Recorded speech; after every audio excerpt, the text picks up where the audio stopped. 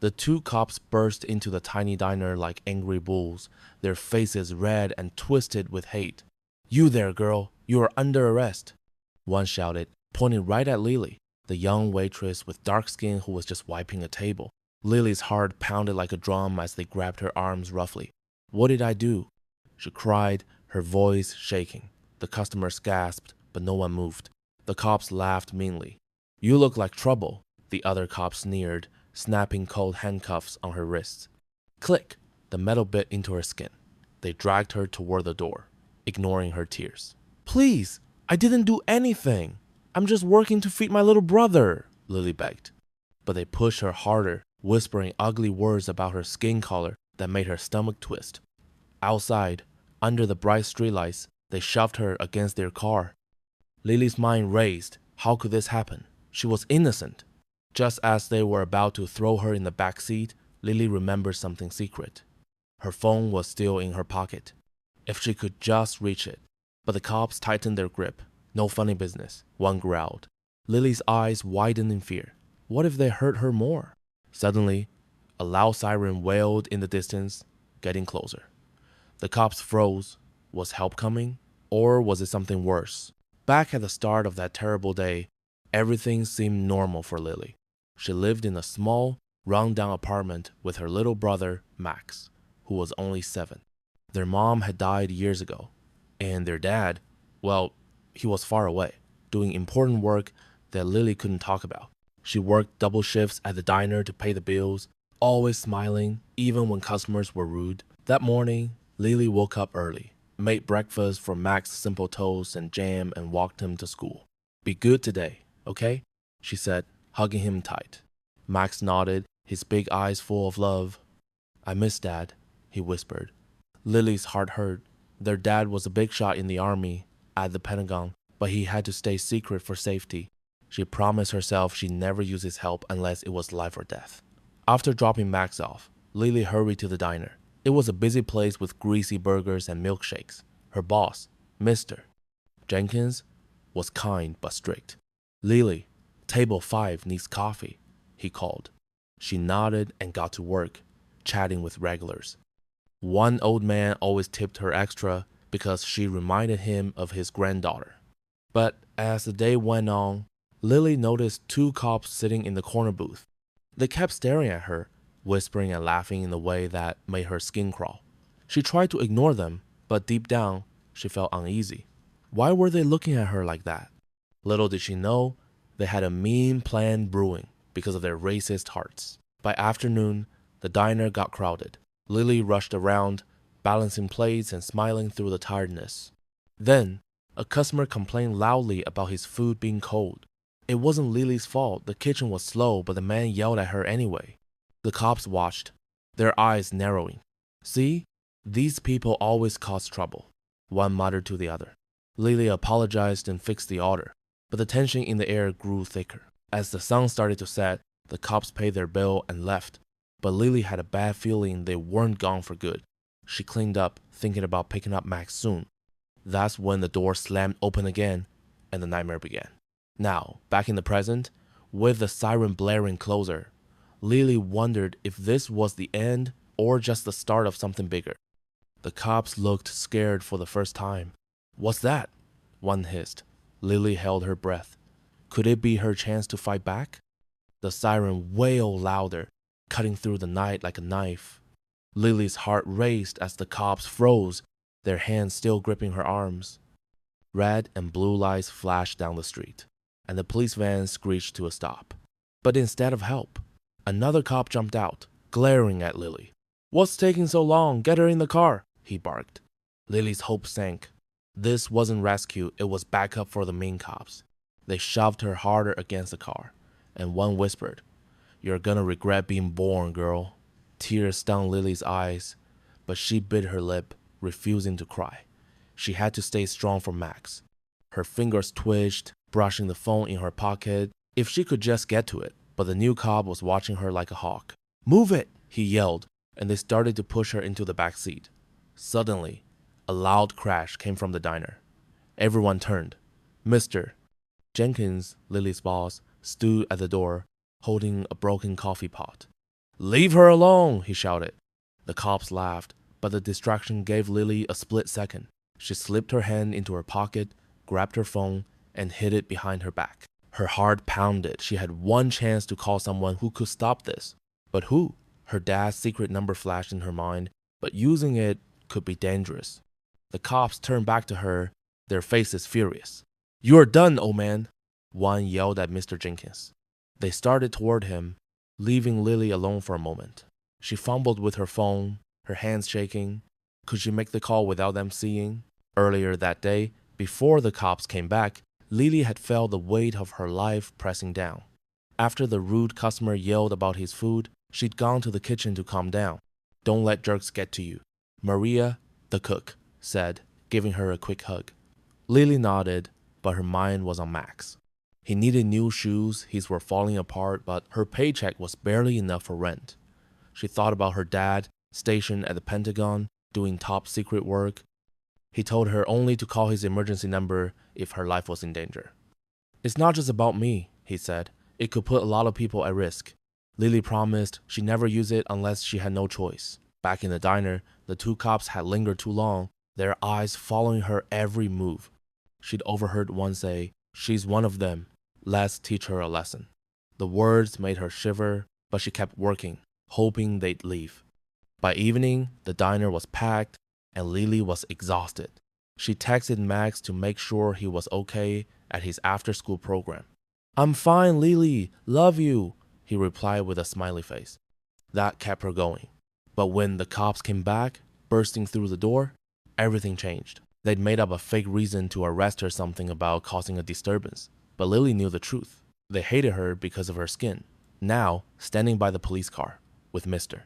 Jenkins yelling and the sirens still blaring, Lily's fingers hovered over her phone screen. She found the secret number labeled "Dad Emergency Only."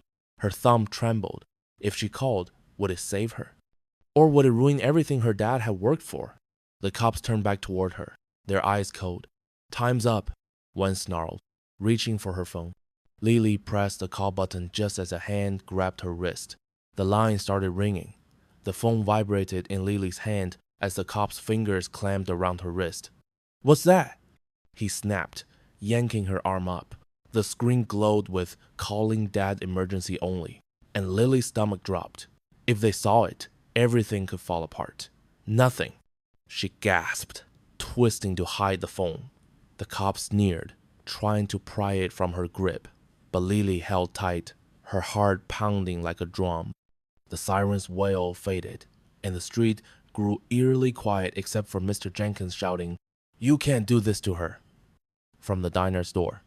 The other cop shoved him back, and a scuffle broke out, plates crashed, customers screamed. In the chaos, Lily's phone slipped from her hand and hit the ground with a crack. The call was still connected, a faint voice saying, "Hello? Lily?" before the screen went black. She froze. Had her dad heard her? The cop kicked the phone under the car, laughing. "No one's saving you now," he said. But Lily's mind raced. Her dad was at the Pentagon, powerful, connected. If he got her message, these cops were in big trouble. But what if he didn't? The cops dragged her toward the car again, their voices dripping with hate. Just then, a black SUV sped into the parking lot, tires screeching. Two men in dark suits stepped out, their faces serious. "Step away from the girl," one ordered, flashing a badge. The cops paled but didn't let go. "Who are you?" one demanded. The man's eyes narrowed. "You'll find out soon enough." Lily's heart leaped. Was this her dad's doing, or was it another trap? Earlier that day, Lily had been wiping down tables, trying to shake off the bad feeling from the cop's stares. She'd called Max's after-school program to check on him. "He's drawing a picture for you," the teacher said, making Lily smile. She worked hard to give Max a good life, even though money was tight. At the diner, the lunch rush had slowed, and she chatted with Maria about her dad. "He's some big army guy, right?" Maria asked. Lily nodded but didn't say much. Her dad's job was so secret she barely knew what he did. "He told me to only call him if it's life or death," she said softly. Maria frowned. "Hope you never need to." As the day went on, the cops' behavior got worse. They whispered slurs when Lily brought their coffee, making her hands shake. She told Mr. Jenkins, who promised to keep an eye out. They're trouble, he muttered.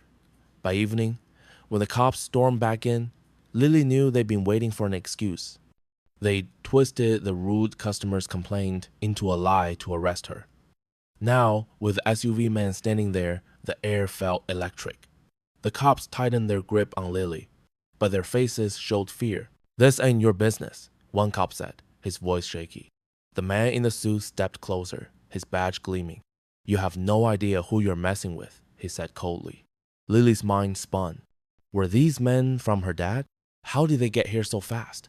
The cop holding her started to argue, but his radio crackled loudly with a voice barking orders. His eyes widened in panic. "Let her go now," the voice demanded. The cop's hand loosened, and Lily stumbled free, her heart racing. Had her call gone through? The SUV man moved toward her, but one cop pulled his taser. Sparks from the taser lit up the night as Lily dove behind the police car, her heart pounding so hard she thought it might burst. The taser darts missed, hitting the ground with a sizzle. The man in the suit didn't flinch. "You just made a big mistake," he said, his voice icy. The cop with the taser froze, his face pale, as the other suit guy pulled out a radio and spoke in a low, urgent tone. "Target secured. Request immediate extraction." Lily peeked from behind the car, her mind racing. Extraction? Were they here for her?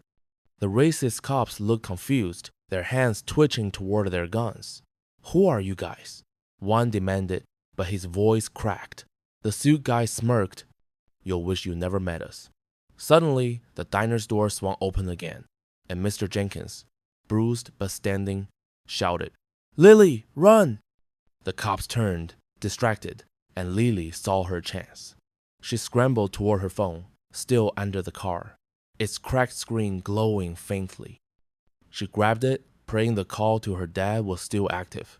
"Dad, please," she whispered, but the line was dead. Her stomach sank. Had she lost her only hope? Just then, a loud chopper sound roared overhead. A helicopter's spotlight swept the parking lot, blinding everyone. The cops shielded their eyes, shouting, "What's going on?" The suit guys stayed calm, one pulling Lily to her feet. "You're safe now," he said. "But safe from what?"